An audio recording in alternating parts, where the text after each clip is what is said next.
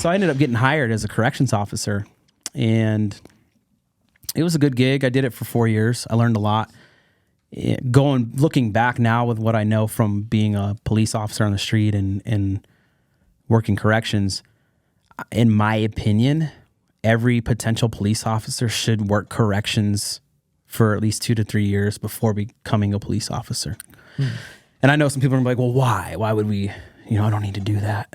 I already know enough. I'm like, well, if you can sit and hold a conversation with somebody that's murdered somebody, some of the hardest criminals that exist, gang members, if you can have a conversation with them and grow a rapport and respect with that type of individual, imagine what you can do with everybody, right? And there's kind of like this, I would see with some of the officers as I was getting towards the end of my career, the newer ones that didn't do that, there was a very apparent nervousness when they were communicating with individuals that were either in a really agitated state or just had that look about them, right? Maybe they're covered in tattoos. They have the obvious stuff. And that's another thing too, is I was able to pick up on jailhouse tattoos, prison tattoos pretty quick on the street when I would see an individual when I was talking with them. Like I could look at the person and go, okay, this person's done time somewhere. So it's actually a great lead to talk to somebody. So you can just be like, so, hey, where were you down? Right. What yard were you on? Stuff like that. And they go, what? Yeah. You know what I mean? It kind of hits them. And you find out they were on yards that you might have worked when you're a corrections officer. They might even knew you. Right? So the first person I arrested as a police officer after leaving corrections, not only was he on my football team when I went to high school. No way.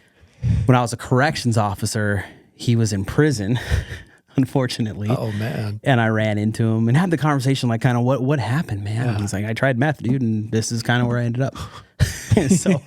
So I didn't see him after that contact. Don't do drugs, kids.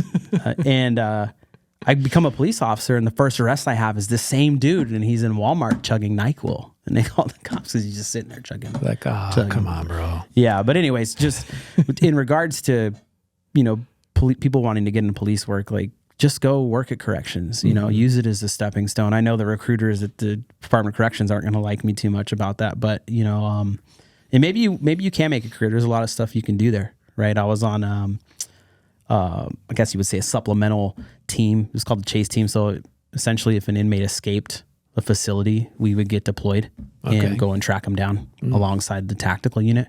So we were more the trackers. Okay. Just had a knack for it, grew up hunting with pops, and I'm like, well, it's like playing a game, right? You're just trying to find where you went. And we learned a lot of really cool stuff in the training. And so like,